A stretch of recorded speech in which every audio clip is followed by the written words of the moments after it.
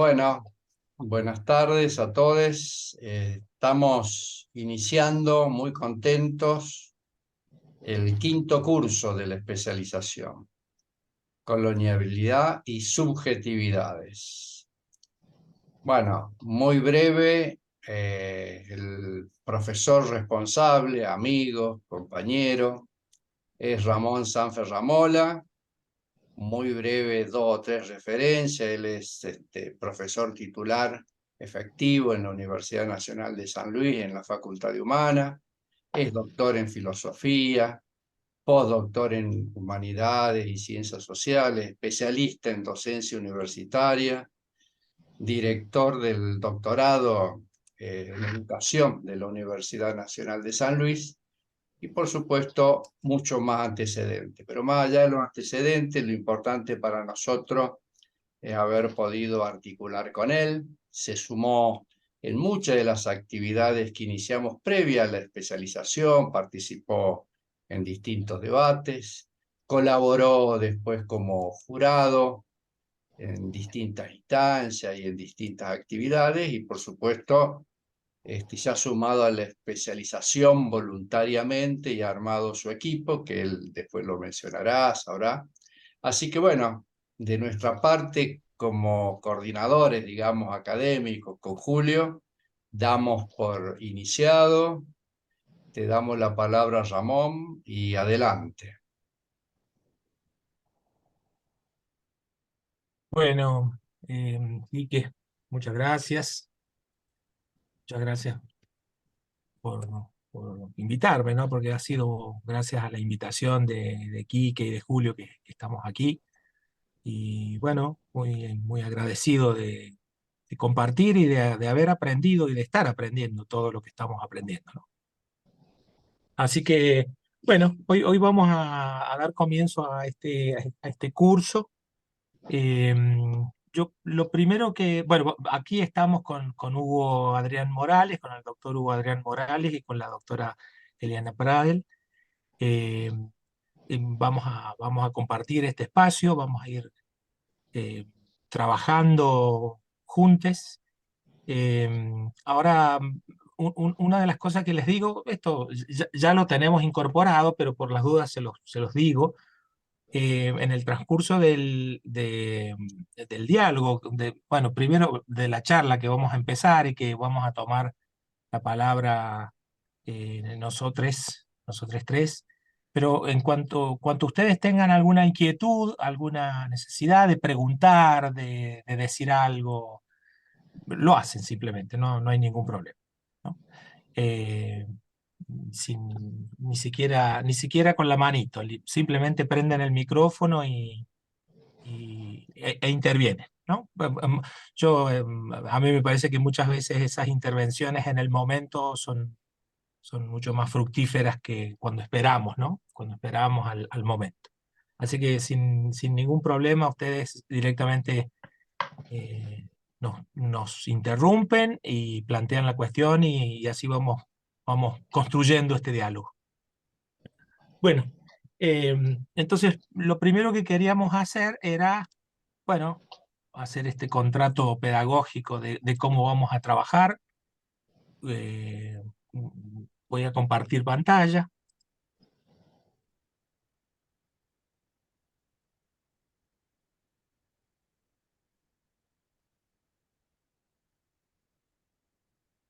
Bueno, ahí están viendo, ¿no es cierto? Sí, sí, sí, muy bien. Se ve bien, perfecto. Bueno, entonces, hoy luego de- del, eh, del mail que mandó Quique a la mañana, yo inmediatamente les mandé eh, las tres lecturas obligatorias. En realidad, esas son las tres lecturas obligatorias con las cuales vamos a trabajar en el curso. Y a lo mejor hoy mismo, no quise mandarlo otro para que no se mezcle, mandamos también una serie de lecturas que son optativas y que van a ir acompañando a las lecturas que hemos mandado, ¿no? Entonces, lo que vamos a hacer hoy, bueno, este es el cronograma con el cual vamos a trabajar. Hoy vamos a hacer entonces una introducción del curso.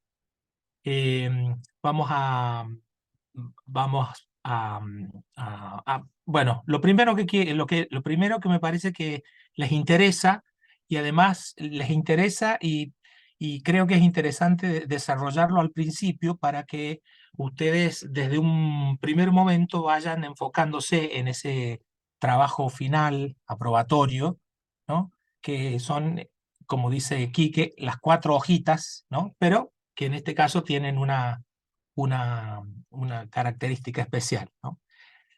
Miren, nosotros vamos a trabajar sobre un texto específicamente, un texto de Roberto Fernández Retamar del año 1971, publicado por primera vez en Casa de las Américas, cubano, el cubano y cubana la publicación. Y vamos a leer un ensayo de él, un ensayo que se llama Calibán, ¿no? Es un ensayo, mm, bueno, relativamente corto, debe tener 60, 70 páginas. eh, y la idea es que nosotros podamos hacer, a su vez, un ensayo eh, revisitando aquel ensayo de Roberto Fernández Retamar desde nuestra actual situación económica, política, social, ¿no? Podamos hacer un breve ensayo, ¿no? De 4 paginitas desde nuestras propias circunstancias, ¿no? Esa sería la consigna. Eh, como ustedes sabrán, ustedes vieron que ya en el propio título del curso hay una palabra que nos lleva directamente a un autor, que es la palabra colonialidad, ¿no? La palabra colonialidad nos remite directamente a un autor nuestro americano, peruano, que es Aníbal Quijano, ¿no? Él es, digamos, ya, digamos, al enunciar con este título el curso, ya nos estamos, digamos, situando en la perspectiva de Aníbal Quijano y por lo tanto, justamente Aníbal Quijano es, digamos, uno de los autores centrales sobre los cuales vamos a trabajar, ¿no? Entonces, repito la consigna de ese trabajito final va a ser un brevísimo ensayo, ¿no? Ustedes saben que los ensayos no tienen receta, ¿no? No hay un modo de escribir un ensayo, ¿no? Es una reflexión fundada en la experiencia, en las lecturas, en el análisis de la realidad que nos toca, en este caso va a ser el análisis de nuestra propia realidad, la realidad que nos toca vivir, y entonces sería un meta ensayo, un ensayo del ensayo, ¿no? Aquel ensayo de Retamar, que es Calibán, bueno, la idea es que nosotros hagamos un ensayo sobre ese ensayo, ¿no? Y ahora nosotros decimos revisitándolo, una palabra que se ha puesto de moda, ¿no? Revisitándolo, reinterpretándolo desde nuestras mm, propias circunstancias, ¿no?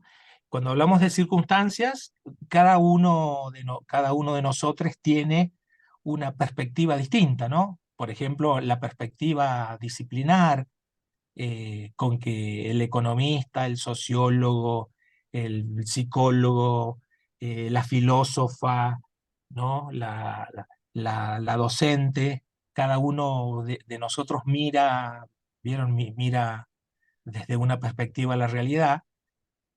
Bueno, esa es la perspectiva que nos interesa. Eh, entonces, ese va a ser el eje de nuestro trabajo durante el curso. Y por eso hoy lo que vamos a hacer es, primero, hacer ir mostrando algunas ideas del pensamiento de Aníbal Quijano, justamente por el tema de la colonialidad. Y por otro lado, algunas primeras ideas sobre el texto de Roberto Fernández Retamar, Calibán, ¿no? Eh, Perdón, eso, sí, perdón. sí, sí. A Marcelo, adelante. Hago Sí, acá abuso del derecho que nos dice. sí, por supuesto. Eso Y está. perdón la ignorancia y si me adelanto. Sí. ¿Qué significa Calibán? ¿Tiene algún grado? Calibán es, ahora lo vamos a ver, pero Calibán es caníbal, ¿no? Ustedes van a ver que es un primer modo en que los conquistadores españoles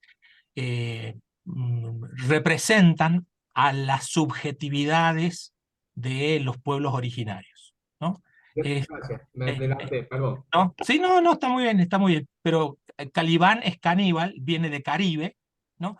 Todo este desarrollo de, de esta, digamos, de esta palabra y de esta definición de nuestra América y de les sujetes que componemos nuestra América, tiene que ver con representarnos a nosotros mismos también como talibanes, ¿no? Van a ver que ya vamos a entrar en tema, ¿no? Pero tiene que ver con la última obra que escribe William Shakespeare, ¿no? Que es La Tempestad. Eh, y ahí se nos retrata, en una mirada obviamente centroeuropea, y se nos empieza a hacer un primer retrato de nuestra subjetividad nuestroamericana, ¿no? Así que, bueno, eso es Calibán, ¿no?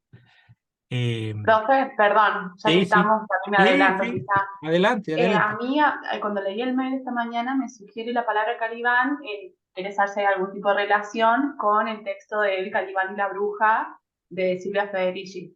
Claro, por supuesto. Claro, claro. Eh, Fíjense que tanto Calibán como la bruja están definiendo otredades, ¿no? Es decir, subjetividades que se oponen o se diferencian de un nosotros, ¿no? Ese nosotros está anclado a un pensamiento centroeuropeo, eh, eh, mm, con las características propias del pensamiento con que ese pensamiento centroeuropeo se forma, ¿no? Y aquí esto tiene que ver directamente con el planteo de Aníbal Quijano. Hoy vamos a ver también lo que nosotros consideramos que es también un antecedente del pensamiento de Aníbal Quijano, que es Enrique Dussel, el argentino Enrique Dussel, ¿no? Es decir, tanto el Calibán como la bruja, ¿no? Son denominaciones de un otro que, de un otro que se diferencia del civilizado, del sujeto humano normal, estandarizado, ¿no? Y fíjense que son nombres, Calibán y Bruja, son nombres que sitúan a ese otro en el lugar de los demonios, ¿no? Por supuesto que esto desde 1492 en adelante ha sido la estrategia de dominación, ¿no? eh, el primer punto de la dominación consiste, históricamente ha sido así, ¿no? Pero este proceso histórico adquiere en nuestra América y a partir de 1492 un carácter especial y específico porque se vuelve global por primera vez en la historia, ¿no? Hasta este momento, todas las operaciones de otrificación que hubieron en la historia han sido operaciones de tipo regionales o locales, ¿no? Qué sé yo, ustedes piensen en Alejandro Magno y los bárbaros, los persas, ¿no? Bárbaro es otro nombre mm, con la misma característica de Calibán y de bruja, ¿no? Es decir, es ese otro que no es un ser humano eh, griego, ¿no? Es el bárbaro, es el otro, es el que carece de una humanidad completa, si ustedes quieren, ¿no? Entonces estos procesos de otrificación, por primera vez quien sistematiza la cuestión de la otrificación en la historia y en la filosofía es el filósofo Levinas, ¿no? Levinas es el primero que sistematiza la cuestión de la otredad, y es retomado en primer lugar por Enrique Dussel, ¿no? Para aplicarlo a la comprensión de lo sucedido aquí en Latinoamérica y a lo sucedido en los procesos de colonización y colonialidad, que es muy importante que entendamos como la diferencia, esa diferencia entre colonización y colonialidad, ¿no? Bueno, sigamos avanzando un poquito con el cronograma. Entonces, esto es lo que vamos a hacer hoy, ¿no? Un primer adelanto de de estas ideas, de los textos. El 18 de agosto, bueno, vamos a tener las dos conferencias de los hermanos haitianos, Camille y Henri. Ya lo ha adelantado Enrique en las informaciones, ¿no?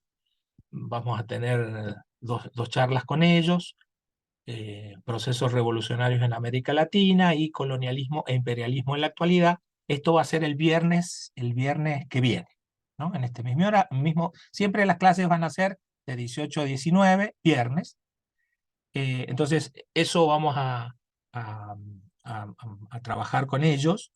Ustedes piensen que ya lo han escuchado de ellos mismos, pero ellos son, los hermanos haitianos son protagonistas de una parte escondida, olvidada de la historia de Latinoamérica, que es la independencia de Haití, la segunda en América, luego de la independencia de Norteamérica, ¿no? En 1804, con un proceso que se viene gestando muchos años anteriores a 1804, ¿no?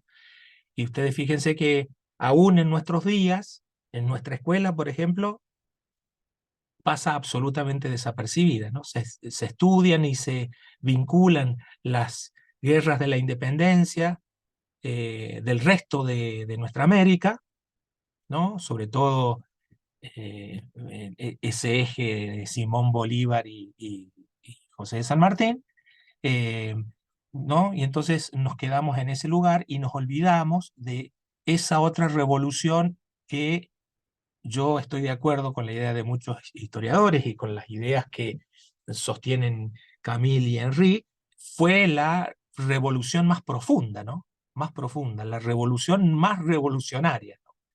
La transformación total, ¿no? Porque fue una revolución de esclavos, ¿no? Una revolución de esclavos, es decir, era la revolución de la otredad, a ver, lo podríamos decir así, era la revolución llevada a cabo por los calibanes, ¿no? Bueno, y sin embargo, a pesar de esa importancia histórica, que nos damos cuenta que tiene, justamente por ser la revolución más revolucionaria, a pesar de esto lo tenemos absolutamente negado, ¿no? Fíjense, yo siempre hago esta pregunta: ¿alguno de ustedes ha estudiado en la escuela la revolución? ¿No? ¿Cuántos años de historia hemos tenido en todo nuestro primario, secundario, incluso en la universidad? Muy rara vez se estudia la revolución haitiana, ¿no? Ni la conocemos, no sabemos cómo aconteció, qué fue, qué significó, ¿no? Es un hueco que tenemos en nuestra historia y, bueno, y ya sabemos cómo se construye el presente. Se construye a partir de la historia que- que- la historia con la cual fundamos y construimos este presente, ¿no? Y ahí tenemos el gran hueco. Así que yo diría que el 18 de agosto vamos a tener la posibilidad de escucharlos a nuestros hermanos haitianos y de preguntarles y sacarnos esas dudas, ¿no? Cómo, cómo ven ellos desde la perspectiva de Haití, ¿no? Ese olvido que Latinoamérica completa, ¿no? Y el Caribe, no sé en el Caribe, no sé, Niltie, estás por ahí, ¿cómo se ve esto en México? No, lo de la revolución haitiana es lo mismo. Yo creo que en toda Latinoamérica no es algo que se tenga presente. De hecho, México tiende a mirar en su memoria más hacia el norte que hacia el sur. Claro, igual, estamos igual. Quizás un poco en las islas aledañas, no tan al norte, hay una tradición, digamos, filosófica, literaria muy marcada por la tradición haitiana.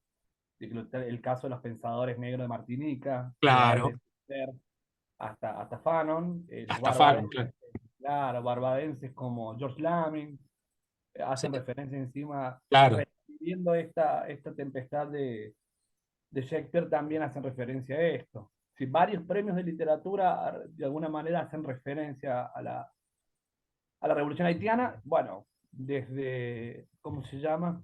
Cesaire también, ¿no? De los jacobinos negros, por ejemplo, de Trinidad y Tobago, hay varios intelectuales, hay un acervo bastante importante refiriéndose a la Revolución Haitiana.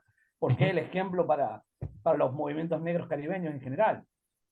Tal cual, tal cual, tal cual. Y vieron que ahí estamos como muy desconectados, el resto de Latinoamérica, sobre todo, cada vez nos vamos hacia el sur, nos venimos hacia el sur y tenemos ahí un olvido muy importante, un hueco, yo diría, un hueco en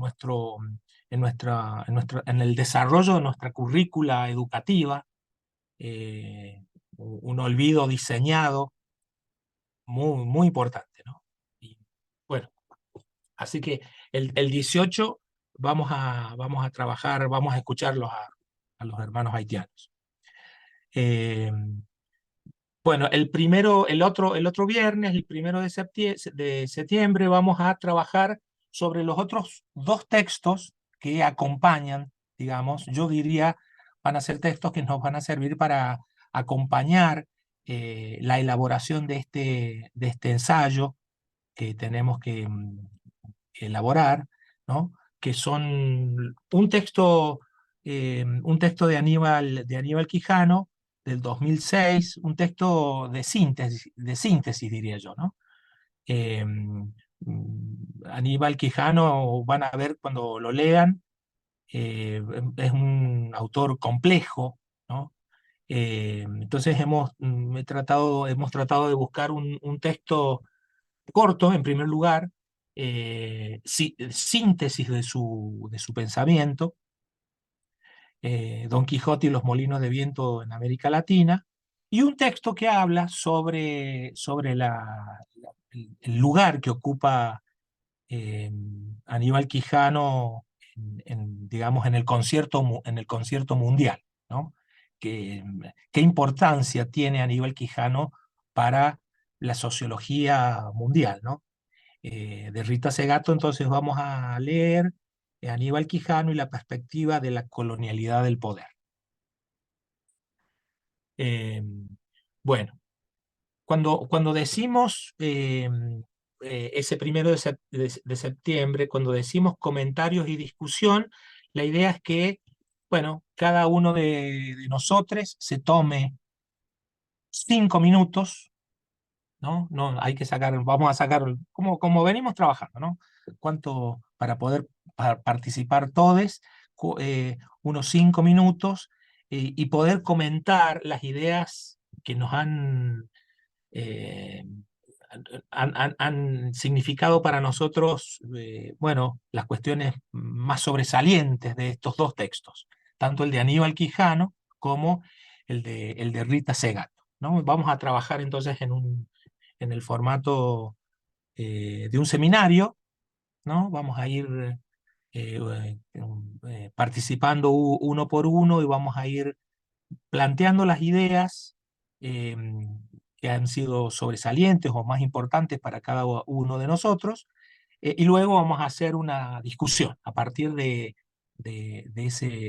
planteo, de ese planteo individual que cada uno expondrá, ¿no? Vamos a hacer una discusión.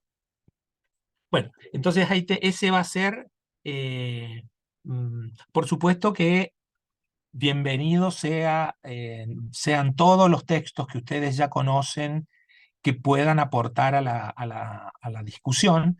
Nosotros hoy a la tarde, luego del curso, vamos a también mandar por mail bueno, una cierta cantidad de textos, varios textos más de Aníbal Quijano, otros textos que nos parecen que pueden servir como complemento de esta discusión de la colonialidad, ¿no? Y siempre pensando en este metaensayo sobre Calibán, ¿no?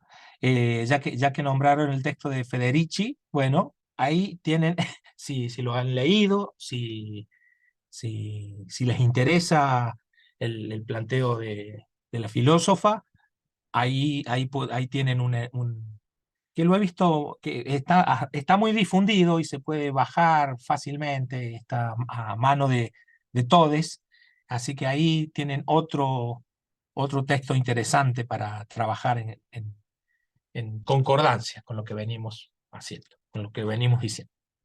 Bueno, seguimos. El 8 de septiembre vamos a hacer lo mismo ahora con el texto de Fernández Retamar, ¿no? Acá damos un tiempo porque, bueno, este es un texto más extenso, muy lindo, muy ameno para leer. Uno se entera un montón de cosas de nuestra propia historia, ¿no? Es decir, cómo esta idea de Calibán atraviesa toda nuestra historia, por supuesto, el gran debate de civilización y barbarie, ¿no? La barbarie se retoma aquella primera noción de otra, inaugurada por los griegos, y que en nuestra cultura argentina tiene con Sarmiento, ¿no? Una presencia muy importante, ¿no? La civilización y la barbarie nos atraviesa como cultura, fue el eje de la disputa política, ¿no? De la larga disputa política que que yo diría que nos ha partido y nos parte hasta el día de hoy, ¿no? Unitarios y federales, ¿no? Un lindo tema para ensayar ese, ¿no? Esa grieta que se establece, fíjense, ya casi desde la década del 30, de 1830 en adelante, y que permanece esa disputa, esa grieta, ¿no? Desde la misma revolución, ¿no? Desde la misma Revolución de Mayo, ya ahí hay una perspectiva distinta y encontrada, ¿no? De estas personas que llevaron a cabo la revolución. Fíjense la gran diferencia, qué sé yo, entre Saavedra y Moreno, por ejemplo, ¿no? Así que ahí, ahí tienen otro elemento muy interesante para trabajar el Calibán de Fernández Retamar, ¿no?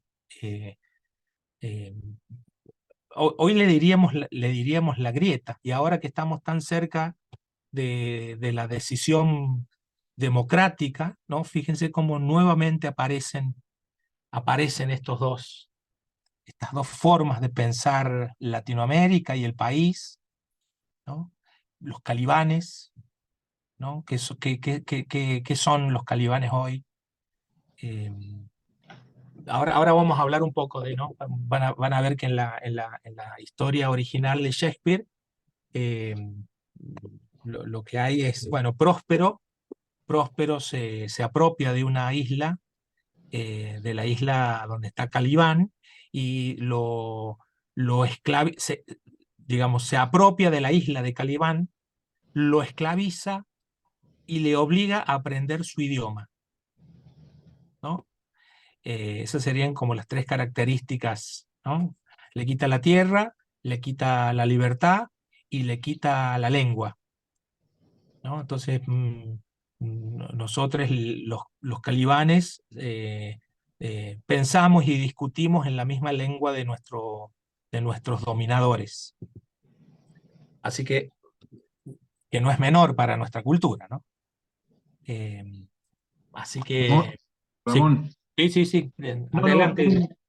no, una sola, ahí recién que hablabas hay un librito de Maristeles Vampa sobre civilización y barbarie, o civilización o barbarie, algo así, no me acuerdo muy bien, pero que trabaja un poco esos dos tópicos, y ella explica ahí cómo toda la historia argentina puede ser estudiada a través de estas dos grandes categorías, y habla de la barbarie como lo descriptivo, incluso habla de la barbarie y la civilización como dos categorías temporales, ¿no?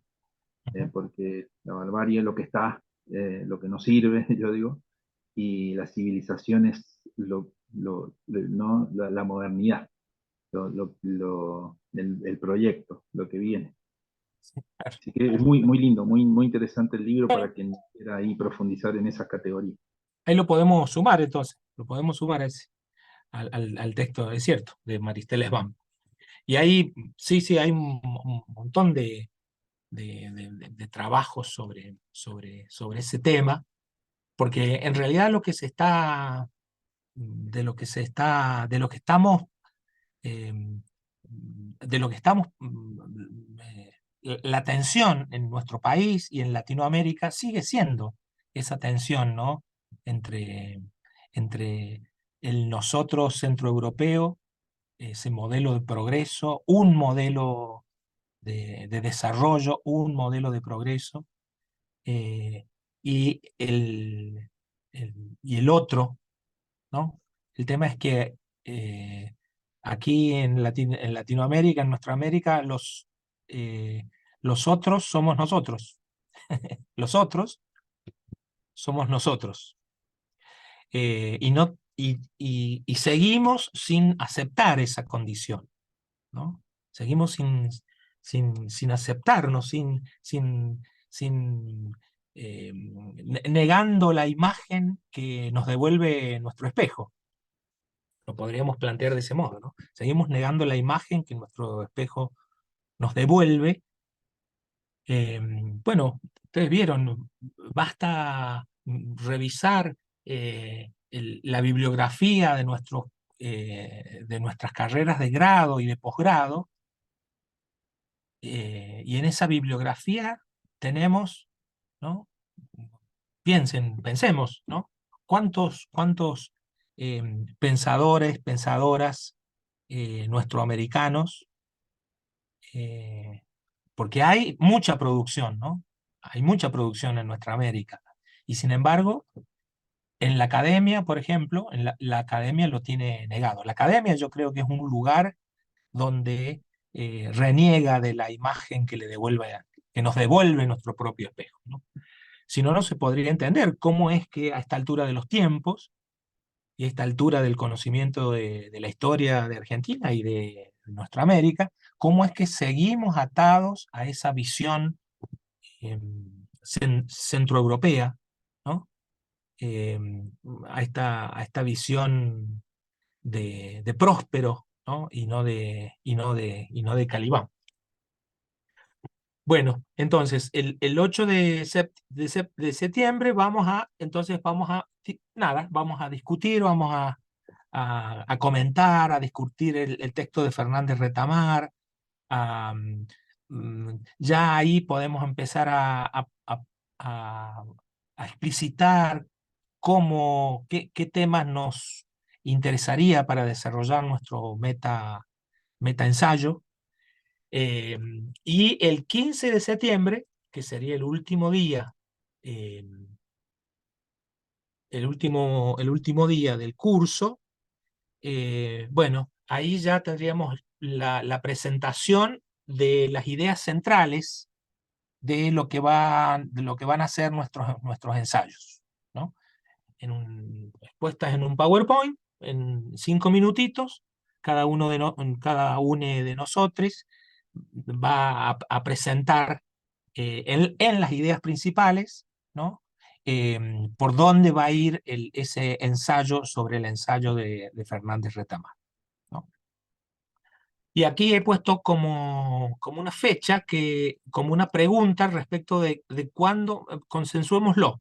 Esto no hay apuro, eso lo podemos decidir eh, dentro de un lapso, ¿no? que nos sirva para que esté, que nos venga bien, digamos, desde la cuestión académica, pero no pusimos fecha porque lo podemos hablar, ¿no? Y eso lo podríamos hacer ahora, si ustedes quieren, podemos empezarlo a pensar, y si no, en la próxima. eh, ¿Cuándo les parece, ¿no?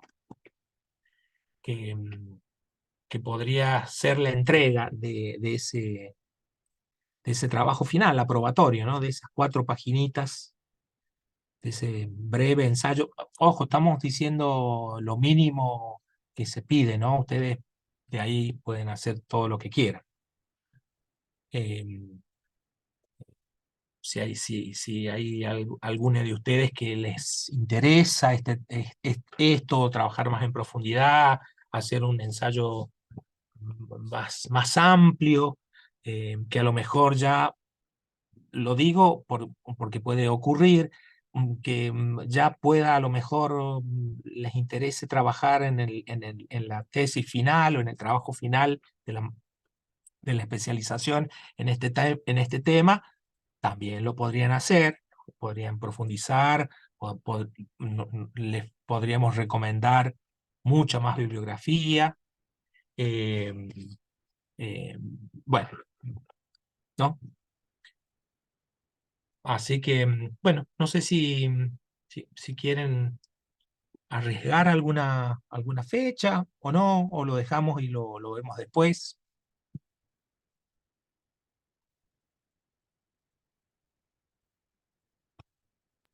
Bueno, lo dejamos. Vayan pensándolo. eh, Vieron que también, digo por experiencia, cuando se alargan demasiado las fechas de entrega, también se vuelve problemático, ¿no? Porque a lo mejor ya empieza a sobreponerse con el trabajo del próximo módulo que viene posteriormente. Entonces, bueno, vayan pensándolo y lo decidimos, ¿no? Yo creo, Ramón, perdón, que Sí, 4 semanas es un plazo más que razonable, ¿no? Además, uno tiene fresco la lectura que ha hecho. claro, tal cual. Entonces estamos hablando estamos diciendo, estamos en el 15 de septiembre. eh, 3 semanas después sería el 6 de, el, se- Octubre. el 6 de octubre, ¿no? Eso serían 3 semanas después, ¿no? 4 semanas después sería el 13 de octubre.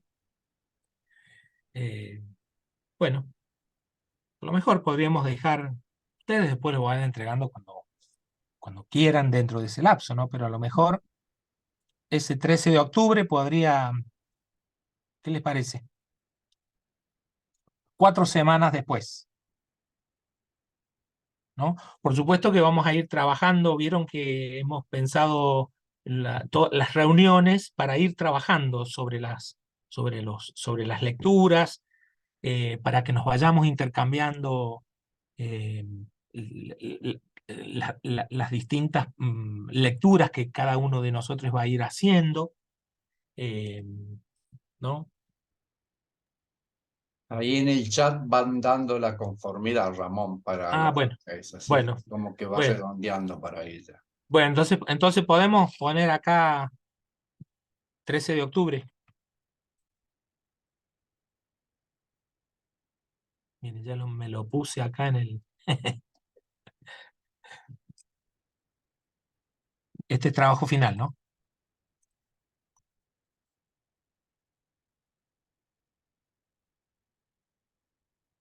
Bueno, muy bien. Después lo podemos ir cambiando, no hay ningún problema. Pero ya tenemos una idea sobre esto. Bueno, entonces lo que vamos a hacer ahora, es, bueno, yo les voy a dar algunas ideas sobre todo acerca de, de algunas ideas previas al desarrollo que luego hace Aníbal Quijano, que tienen que ver con lo que postula Enrique Dussel, ¿no? Pero a mí me interesa también situarme en la materialidad del colonialismo y de la colonialidad, en la materialidad, ¿no? Aquí obviamente no estamos pensando en cuestiones de orden superestructural, sino que estamos partiendo de la apropiación del territorio, la apropiación del trabajo, eh, es decir, el trabajo convertido en servidumbre y en esclavo, y la apropiación de los bienes,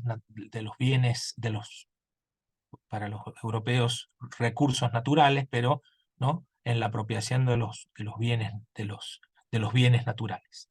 Entonces, ese es el punto de partida que nos interesa sostener, ¿no? Fíjense que cuando uno analiza el paso del tiempo, ¿no? Entre los siglos XV y finales del siglo XVIII, acá no se barullen demasiado, lo que nos interesa es la zona gris. La zona gris son los territorios a disposición de los pueblos originarios. Fíjense cómo va decreciendo desde el siglo XV, ¿no? 1492, finales del siglo XV, cómo va decreciendo, 1750, 1794, cómo se va apropiando Europa de los territorios, y junto con los territorios se va apropiando de las sociedades, de los pueblos, convirtiéndolos en servidumbre, en esclavos, y a la vez convirtiendo el territorio en fuente de producción de capital, ¿no? Entonces, cuando hablamos de colonialismo y de colonialidad, lo primero que tenemos que tener en cuenta es esa dimensión material de la apropiación, ¿no? Bueno, esto en África ocurre después, ¿no? Es un proceso que ocurre después, pero fíjense, África colonial a finales del siglo XIX, fíjense los estados independientes, el lugar que ocupan. Nada. Con África también ha ocurrido, ¿no? la apropiación de territorios y bienes materiales. Sí, de bienes materiales. Bueno, eso es lo primero que nos interesa mostrar. Y lo otro que siempre me interesó ¿no? la representación que se tiene de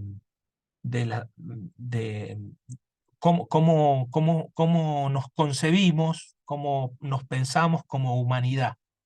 Ustedes lo conocen, es el famosísimo dibujo de Leonardo da Vinci, que lo tenemos en el comedor chico en la universidad, ¿se han dado cuenta? En nuestra Universidad Nacional de San Luis, en el comedor chico donde comemos donde almorzamos o cenamos los docentes, si ustedes revisan las cosas que hay ahí, que hay varias cuestiones del Renacimiento, por supuesto que me parece que es una cuestión, no sé hasta qué punto azarosa, pero ahí tenemos un cuadro del hombre de Vitruvio, ¿no? Hay una representación, ¿no? Una lámina del hombre de Vitruvio. Bueno, pero ¿qué es lo que a mí siempre me gusta mostrar? Me gusta mostrar esta ¿no? esta representación humana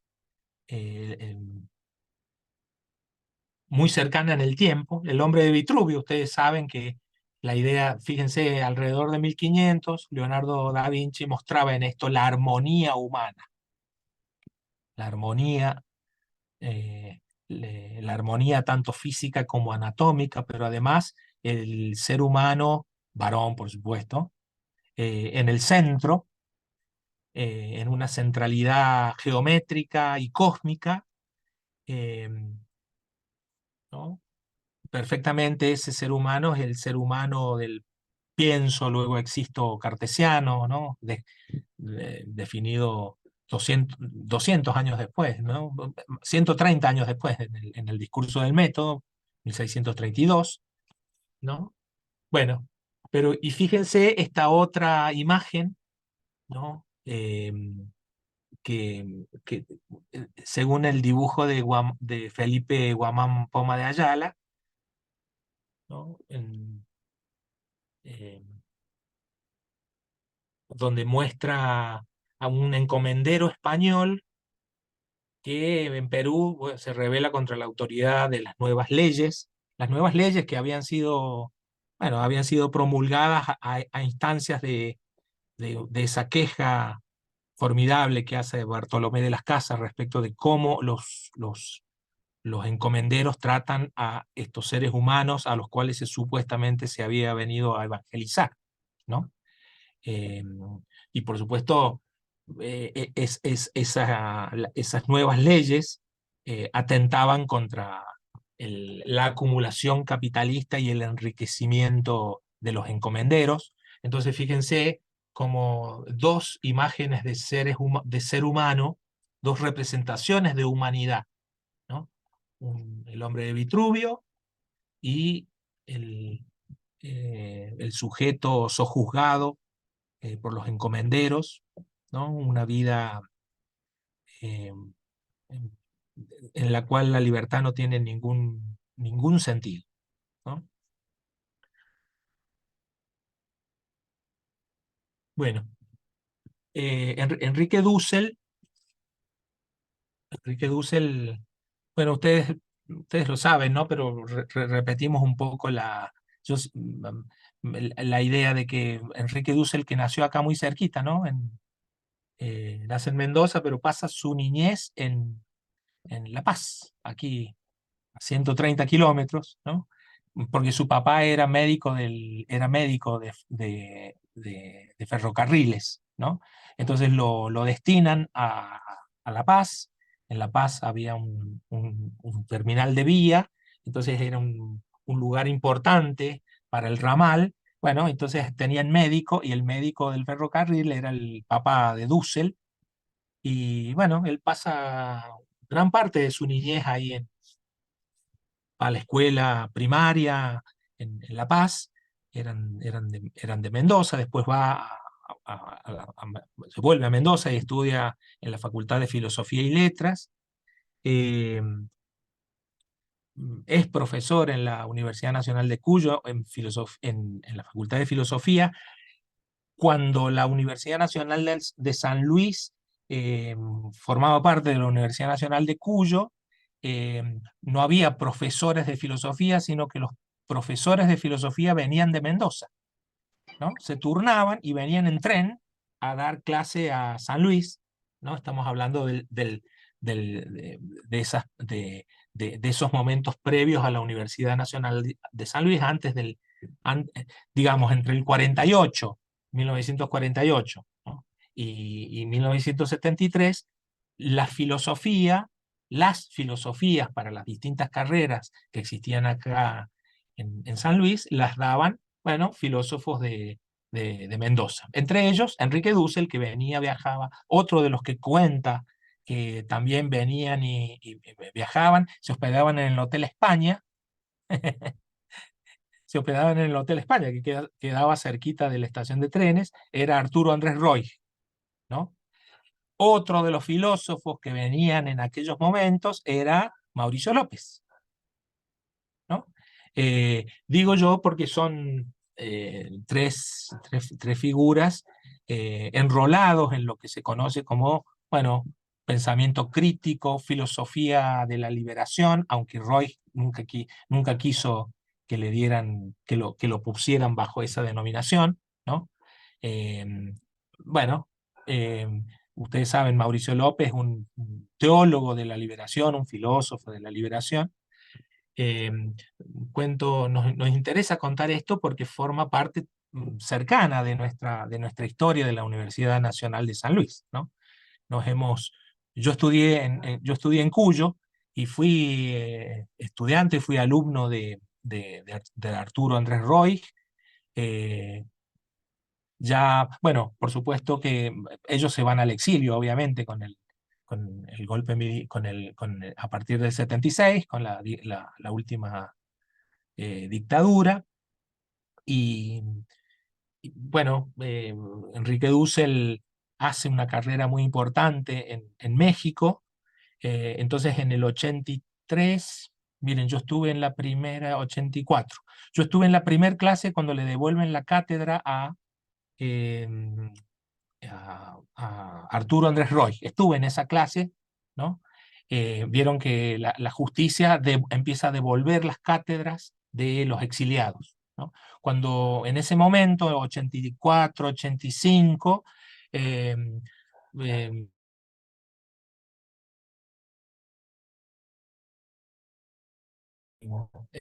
Dunia, cuando se fue de Argentina a jefe de trabajos prácticos, ¿no?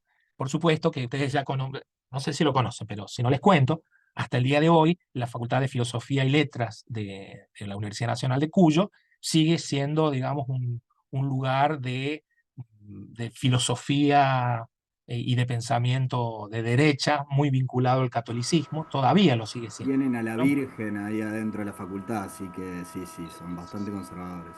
Sí, sí, sí, tal cual, tal cual. Eh, yo lo viví, lo sufrí, ¿no? Salté por arriba de eso. Uno tenía que, ¿no? hacer gambetas a ese tipo de cosas. Así que lo viví de dentro. Ahora, lo interesante es que esa universidad, a la vez, esa facultad, ¿no? A la vez fue la cuna del pensamiento filosófico de la liberación, ¿no? Porque ya les digo, eh, Dussel, ¿no? Roy, con toda la escuela que dejó, que todavía sigue estando ahí presente, ¿no? Con Adriana Arpini a la cabeza, su discípula, ¿no? Y un montón de personas que se formaron junto con Roy, que se quedaron ahí en Mendoza y que hicieron escuela. Bueno, Mauricio López, por eso les digo que a pesar de ese lugar de pensamiento católico de derecha, cercano al fascismo, a pesar de eso, ¿no? También hizo posible el pensamiento de la liberación, ¿no? Este texto, voy a leer algunos párrafos para que ustedes vean eh, cómo luego, cuando veamos a Aníbal Quijano, se vincula. Entonces, Dussel, podemos pensar en Dussel como un antecedente muy cercano de las ideas de Aníbal Quijano, ¿no? Fíjense que este libro es de Filosofía de la Liberación, él lo cuenta, es el primer libro que escribe Dussel cuando llega a México, que en el prólogo dice, bueno, voy a escribir un libro y no, toda mi biblioteca quedó en Mendoza, entonces me va a ser muy difícil citar, ¿no? Es un libro que escribe, un pequeño libro, síntesis de su pensamiento, de lo que él venía trabajando, y dice, no voy a poder citar, no puedo hacer citas textuales porque los libros no los tengo, ¿no? Quedaron en Mendoza, quedaron en mi lugar de origen.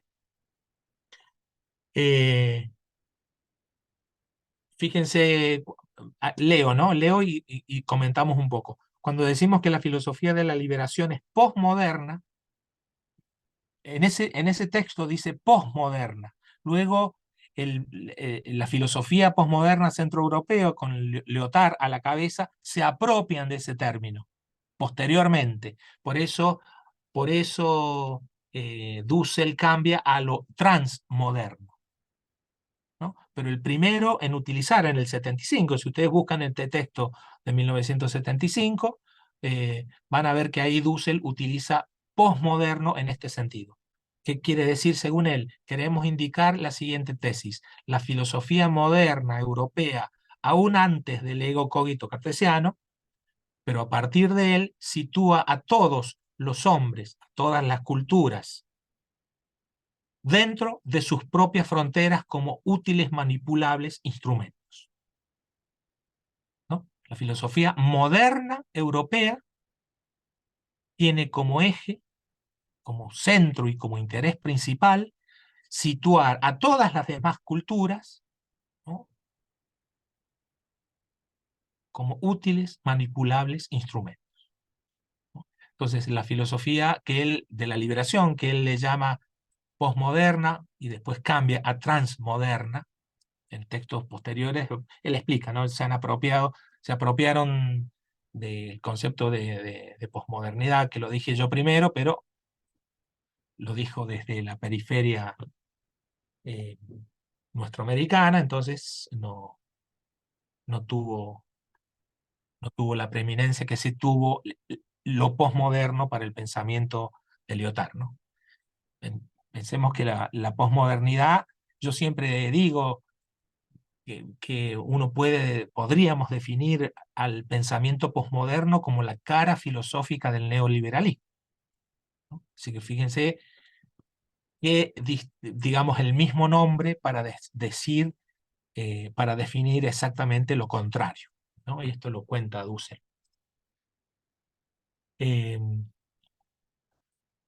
La ontología, el pensar que expresa el ser, es la ideología de las ideologías, es el fundamento de las ideologías de los imperios, del centro.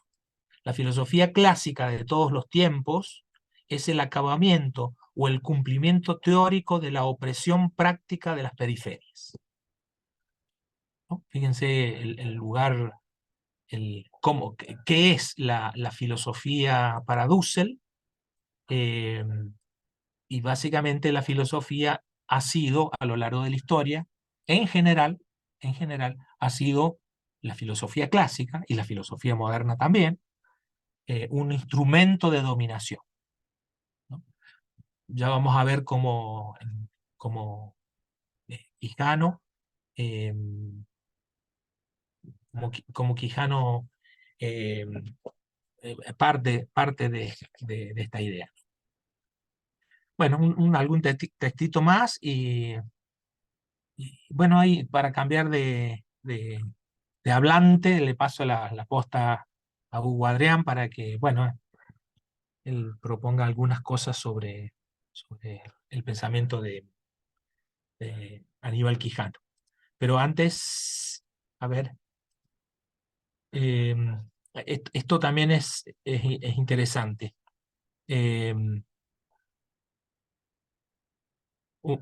Ustedes piensen, cuando decimos ontología, estamos diciendo el modo en que se percibe y se construye el ser de las cosas, ¿no?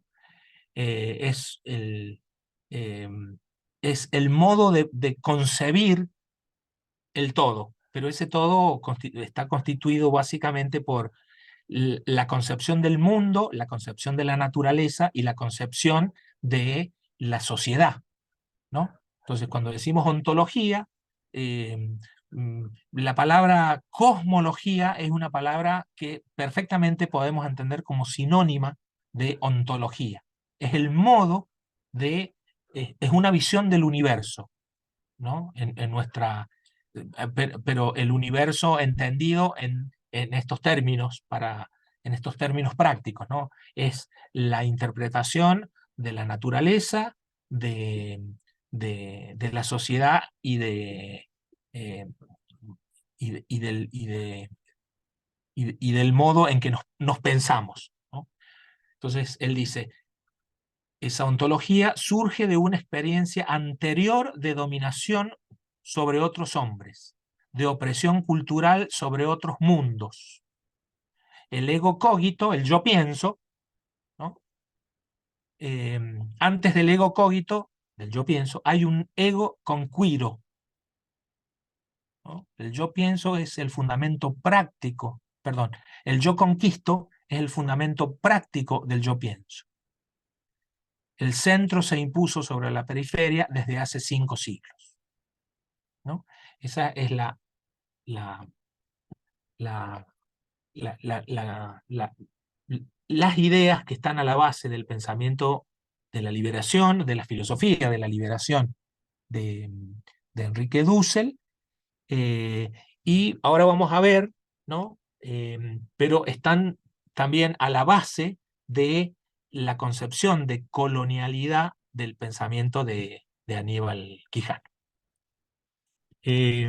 Hugo Adrián, ¿querés empezar a Ramón, trazar algunas líneas de pensamiento, ¿no? O si no, como quieres. dale, no, tiro ahí, comparto algunas para sumar a lo que vos estás compartiendo y creo que a lo mejor sí después podemos entrar en esa Bueno, distinción que me parece que es como la columna un poco vertebral.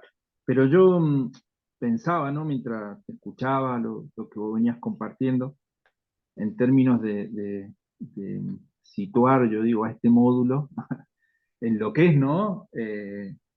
La especialización en estudios socioeconómicos latinoamericanos. Y yo digo, cualquiera pensaría bueno, no sé, como en el campo de lo económico, de lo político, o por el nombre de la especialización, como poder trabajar el tema de la producción de subjetividades, yo digo, me parece que habla un poco de, no sé, de la riqueza de la especialización.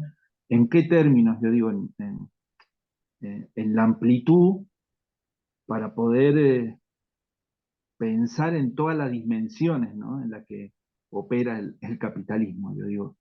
Y una de esas dimensiones, yo digo, la multidimensionalidad que tiene a la hora de, yo digo, de construir hegemonía, es la de la subjetividad, ¿no? En ese sentido, yo digo, para mí, obvio que vengo del campo de la psicología, me parece sumamente valioso poder ¿no? compartir mis reflexiones del campo en una especialización de estudios socioeconómicos latinoamericanos. Como también vincular, obviamente, pensar el pensamiento psicológico en clave, ¿no? de económica y política. Entonces, por ahí, en eso es como que yo digo, la riqueza del pensamiento de Aníbal Quijano, ¿no?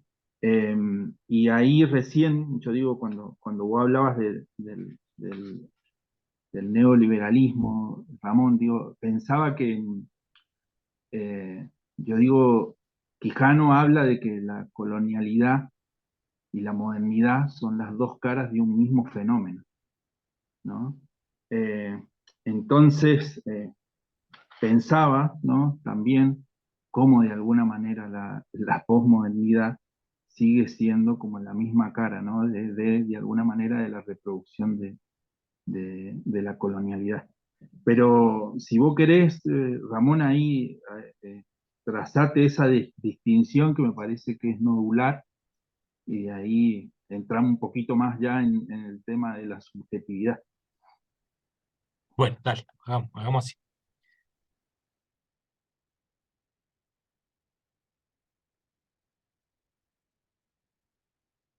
Bueno, entonces vamos, Eh, no, tenemos 20 minutitos nomás, entonces, Ramón, sí, sí, me sí. parece, está bueno, me parece, para los que no por ahí no vienen del palo muy de la filosofía y demás, que me parece re interesante en el pensamiento de Dussel, que justamente cuando hace referencia al ese yo pienso cartesiano, es un poco, digamos, superar este sujeto racional postulado, digamos, como el sujeto moderno por excelencia, como una de las grandes irrupciones, digamos, que ellos plantean los europeos, ¿no? En la historia, desde el famoso milagro griego de la antigüedad y la ilustración como un momento también disruptivo, milagroso pareciera de la historia, donde ellos se ponen como grandes emancipadores, diría Kant, digamos, en su definición de la ilustración.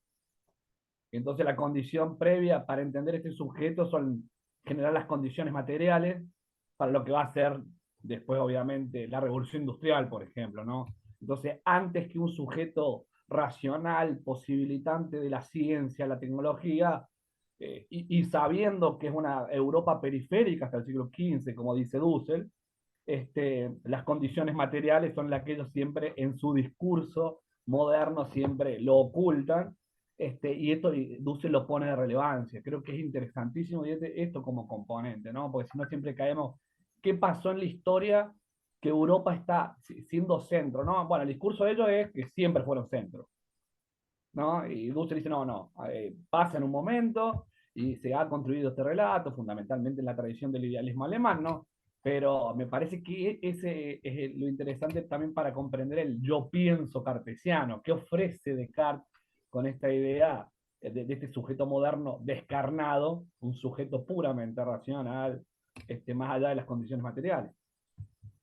Sí, tal cual. Hola, hola, Sí, sí, sí, sí, sí es posible tener aportar algo. sí, sí, También no vamos a hay que ver. olvidarse, no hay que olvidarse de que Europa se genera toda una tabla rasa a nivel de prácticas que tenían que ver con lo espiritual, en lo que fue del 1100 al 1300 muy fuerte a través de la Inquisición.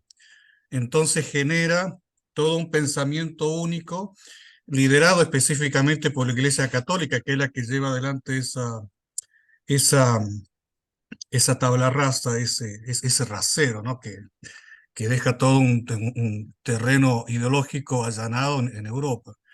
Porque en ese tiempo, es decir, hasta el 1100 más o menos, había muchas corrientes filosóficas, especialmente orientales o de Medio Oriente o hindúes que habían sido influenciados, es decir, que habían sido influenciados por esas regiones, a través del zoroastrismo, por ejemplo, que era una línea también de pensamiento y prácticas espirituales, o si no, por ejemplo, a través de los druidas, por ejemplo, propio ahí de la zona esta de la isla de Gran Bretaña, sino la zona también de la península ibérica, también muy fuerte.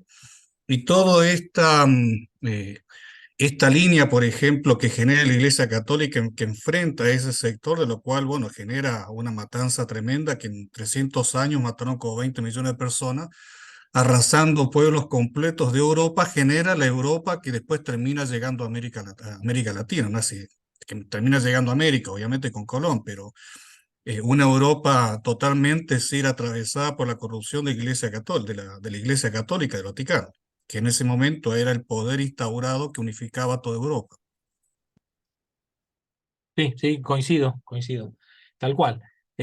Antes de los genocidios externos a Europa, Europa comete genocidios internos.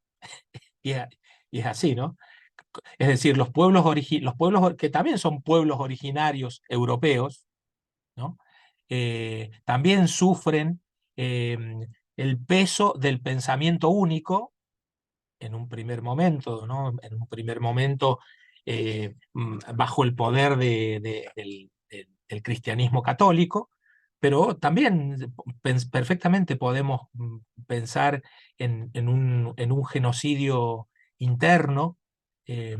Bueno, no hace falta más que recordar que 1492 es a la vez el año tres cosas importantes, ¿no? El descubrimiento de América, el último reducto moro y la primer gramática española.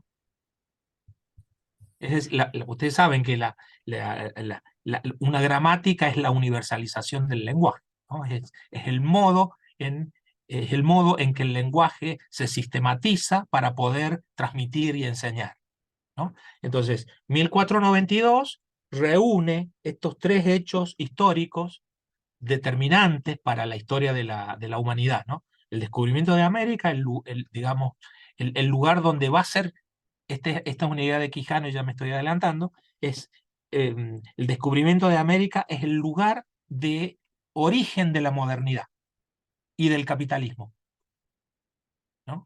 En América, con América se comienza a desarrollar la modernidad, el capitalismo y la globalización de este sistema que se vuelve el sistema patrón de la humanidad, desde ese momento, ¿no? Es decir,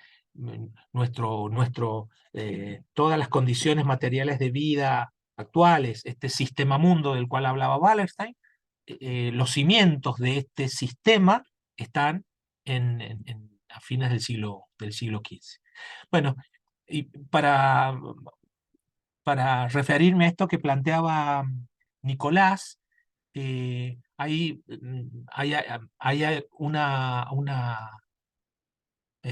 un gran, digamos, estrategia de ocultamiento, ¿no?, de lo que se dice y lo que se hace. Por eso a mí me gusta decirlo en estos términos. Hay una modernidad enunciada y una modernidad oculta. La modernidad enunciada es la filosófica, la que se dice, ¿no?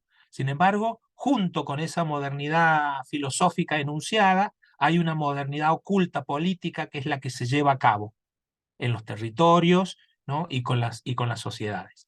Entonces, frente al sujeto racional, cartesiano, ¿no?, esto es lo enunciado, el sujeto racional, la libertad. Hay un sujeto racializado, aparece la noción de raza, y esta es una de las ideas centrales de Quijano, ¿no? Un sujeto atravesado por la raza, que es el primer modo de diferenciación de sujetos, ¿no? El primer modo global de discriminación de sujetos en tipos de humanidad, ¿no?, que es la raza. Bueno, después, frente al escepticismo cartesiano, vieron esa duda que hace posible la ciencia y demás. Bueno, Maldonado Torres habla de, en realidad, no hubo un escepticismo, hubo un escepticismo que no era cartesiano, sino que era maniqueo y misantrópico, ¿no? Es decir, los buenos, ¿no?, los buenos y los calibanes. Frente al universalismo, vieron que aparece la idea de que, bueno, aparece la idea de terminar con el pensamiento único, del pensamiento católico. Tanto Wallerstein como Grossfogel hablan de, en realidad era un universalismo trucho, era la imposición de un particularismo cultural, ¿no?, impuesto violentamente, y a eso le llaman universalismo europeo. Entonces, frente a ese universalismo trucho, falso, hipócrita, lo que oponen Wallerstein y Grossfogel sería la pluriversidad. Bueno, fíjense, el siglo XVII es el momento también de la aparición de lo que hoy el antecedente de los derechos humanos con los derechos naturales, ¿no?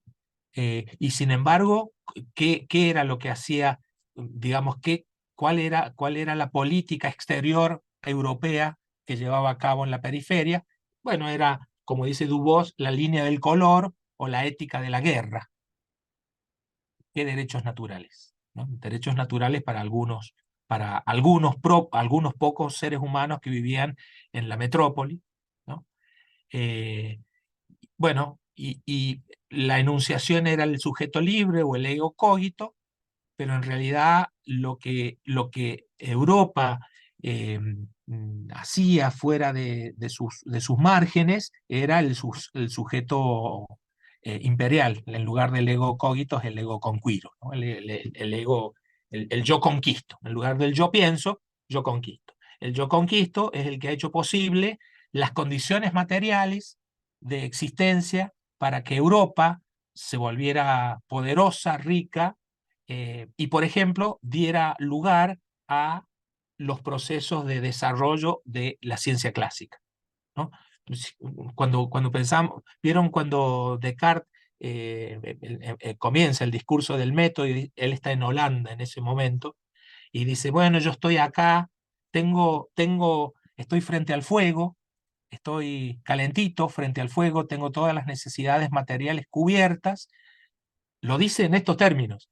Entonces ahora puedo, ¿no?, puedo disponerme a pensar. Claro, Entonces la pregunta sería, ¿por qué en 1630 Descartes en Holanda tiene todas esas condiciones materiales eh, eh, a su disposición para poder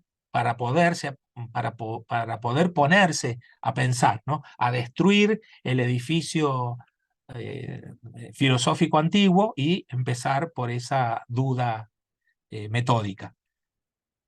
Porque había, justamente porque Europa se había vuelto centro y poder del mundo gracias al saqueo y el genocidio, ¿no? Entonces, esta idea de primo morfare dopo filosofare, ¿no? Aparece aquí claramente, ¿no? La filosofía siempre necesita de condiciones materiales de existencia tales que permitan la tranquilidad existencial, si ustedes quieren, para poder filosofar. Bueno, eso es lo que logra Europa con América y por eso se vuelve centro del mundo, ¿no? El centro del mundo primero económico, comercial y económico, es lo que luego hace posible el centro del mundo epistemológico. Bueno, uy, ya no queda... dice Aníbal Quijano, ¿no? Fíjense, entre 1542, 1492 y 1530 hay un exterminio de 50 millones de personas en América Latina, ¿no? Y eso gracias a qué? Básicamente al trabajo forzado, es decir, a la utilización de la mano de obra gratuita, esclava, para la constitución y para la, el habla de minerales preciosos y de vegetales preciosos, ¿no? Recuerden que los vegetales, las grandes plantaciones que surten a Europa de café, de papas, ¿no? que hacen posible la alimentación de Europa, está basado en el exterminio, ¿no? En el trabajo a destajo de las personas, ¿no? Pero además de ese exterminio, ¿no? Él dice, hay una eliminación deliberada de la cultura. Hay una eliminación deliberada de portadores de cultura. Es decir, se destruye un mundo, por eso Don Quijote, por eso el texto que vamos a leer es el Don Quijote, ¿no? Don Quijote es el momento en que un mundo termina, el mundo de la caballería, y empieza el mundo de la modernidad, de la racionalidad y de la técnica, los molinos de viento, ¿no? Entonces, 1492 significó eso, la destrucción de un mundo, pero no solamente en su dimensión material, sino en su dimensión cultural, ¿no? Y acá venimos a lo último que vamos a desarrollar, que es lo que nos interesa que quede así como claro, que es la distinción entre colonialismo y colonialidad. Tema central en el pensamiento de Aníbal Quijano, ¿no? Como les decíamos al principio, este curso se llama Colonialidad y Subjetividades, ¿no? Y esta es una de las ideas que trabaja Aníbal Quijano. Van a ver que en el texto de Rita Segato, ella dice, bueno, ella dice, hay 4 teorías que en lugar de venir de Europa e instalarse en el resto del mundo, hay cuatro teorizaciones y 4 lenguajes que han cruzado la frontera de manera inversa, ¿no? Que es la teología de la liberación, la pedagogía del oprimido de Freire, las teorías de la dependencia y la colonialidad del poder, que es la última, digamos, que ha emergido en la década, desde fines de la década de 1980, porque ahí empieza a desarrollar la teoría de la colonialidad del poder, Aníbal Quijano, todas las otras son de la década del 70, ¿no? De la década del 80 es este desarrollo de Aníbal Quijano, ahí Rita Segato lo cuenta muy bien. Ustedes piensen que Aníbal Quijano formó parte de los teóricos de la dependencia de la década del 60, ¿no? Eh, eh, Sin embargo, ella dice, bueno, se nota que en el pensamiento de Aníbal Quijano hubo un hiato, un parate en la escritura de de más de 10 años, y en ese parate, digamos, eh, eh, Aníbal Quijano dejó de escribir y de teorizar en el sentido que venía teorizando hasta el momento y empieza a desarrollar esta teoría de la colonialidad del poder, ¿no? Y es entonces una teorización nuestroamericana que ha, según ella, y yo también lo creo, ¿no? Ha revolucionado la sociología mundial, ¿no? Porque ha puesto el lugar de la perspectiva del estudio sociológico y filosófico en en esta otra perspectiva, ¿no? Ha cambiado, ¿no? Y ha cambiado, si ustedes quieren, el modo de percibir la historia, influido sobre autores como, por ejemplo, eh, Immanuel Wallerstein, ¿no? Que es otro modo de pensar la historia, ¿no? Ramón, Sí, vos sabés que pensaba que Miñolo dice que de alguna manera la teoría de yo digo la colonialidad del poder es un complemento de la teoría de la dependencia, claro, porque así como la teoría de la dependencia muestra o de alguna manera pone en evidencia la dependencia política y económica, lo que hace la colonialidad del poder es poner en evidencia la dependencia mental y epistemológica, ¿no? exactamente. Ese- Exactamente, exactamente. Sí, sí, ahí hay una sinergia, ¿no? Entre las teorías de la dependencia, obviamente, el hiato, el detenerse de este gran proceso de pensamiento crítico y de la liberación de la década del 60, gracias, obviamente, ¿no? A la intervención estadounidense a través de las dictaduras militares que hicieron detener ese proceso, ¿no? Pero hay una sinergia y una continuidad entre todas esas teorías de la década del 60, ¿no? Fíjense, Freire, pedagogía de la liberación, teología de la liberación, eh, teorías de la dependencia, quedaron, ¿no? Quietas y reaparecen con el pensamiento de Quijano y con bueno, con esta suma de autores del pensamiento descolonial, dentro de los cuales está la, tienen estos antecedentes en Dussel, en Quijano, ¿no? Miñolo, que es un gran divulgador del pensamiento de Aníbal Quijano, ¿no? Bueno, lo último, porque ya no tenemos tiempo, pero lo que me interesa es que podamos reflexionar sobre esta idea de la distinción entre colonialidad y colonialismo. El colonialismo es una estructura de dominación y explotación donde el control, la autoridad política de los recursos de producción y del trabajo de una población determinada lo detenta otra de diferente identidad y cuyas sedes centrales están además en otra jurisdicción territorial, ¿no? Es la metrópoli frente a la periferia, a las periferias. Entonces, cuando hablamos de colonialismo, hablamos, por supuesto, de la necesidad de un ejército de ocupación poderoso, sin lo cual, sin condición material necesaria y fundamental, sin la cual el colonialismo no existe, ¿no?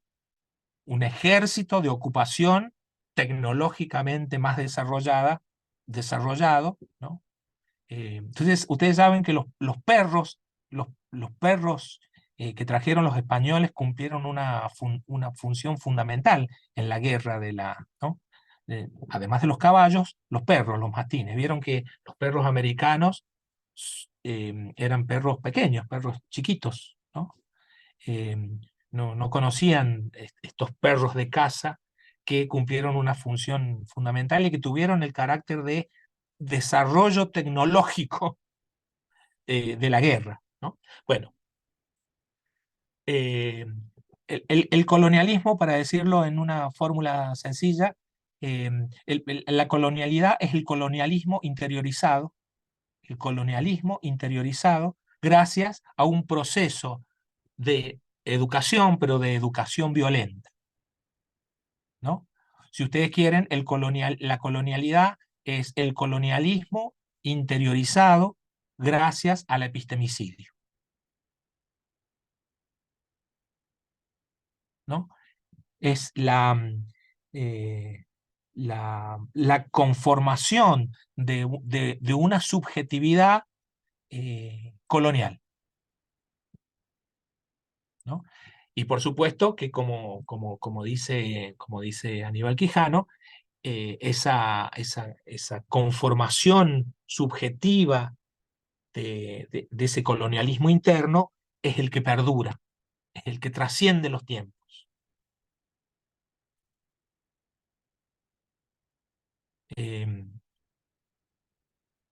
Esa distinción entonces entre colonialismo y colonialidad es el punto de partida de lo que plantea Quijano, y él, digamos, a ese modo del ejercicio del poder gracias a la construcción subjetiva colonialidad, entonces esa es la condición de posibilidad que hace posible digamos, el desarrollo de un patrón común, que es el capitalismo, ¿no? Cuando no se necesita un ejército de ocupación y es posible el colonialismo, bueno, el colonizador tiene la batalla ganada. No hace falta un ejército de ocupación para colonizar. Están colonizadas las subjetividades. ¿Qué es lo que nos pasa? ¿No? Las subjetividades, ¿no?, que hacen posible a la vez las economías, ¿no? Los gobiernos colonizados o colonializados en la periferia. Así que, bueno, ya son las 7:30. Podemos dejar por acá. No sé si quieren hacer algún comentario. Bueno, por ahí es importante agregar el tema, bueno, me adelanté un poco en el tema, me di cuenta recién, Ramón, cuando hablé sobre el ego con cuero justamente como una condición previa. Ya venía después. Vos avisás cualquier cosa, si no opinás. No, No, lo que pasa es que no estaba por pasar esa transparencia, no la iba a usar, pero como vos no lo nombraste, bueno, la usé, pero está bien. está Si no, todo bien. contamos la peli y nos adelantamos. Claro, Bueno, a mí me interesa spoileás la muchísimo. película, pero está bien.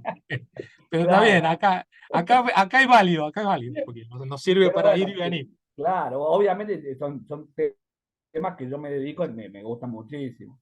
Pero fíjate vos, bueno, el grupo, este famoso Modernidad Colonialidad, que se dedica, digamos, o proyecto Modernidad Colonialidad, que es el que se dedica a producir junto a Quijano, el mismo Enrique Dussel, Edgardo Lander, Miñolo, que comentabas recién, Catherine Walsh y demás.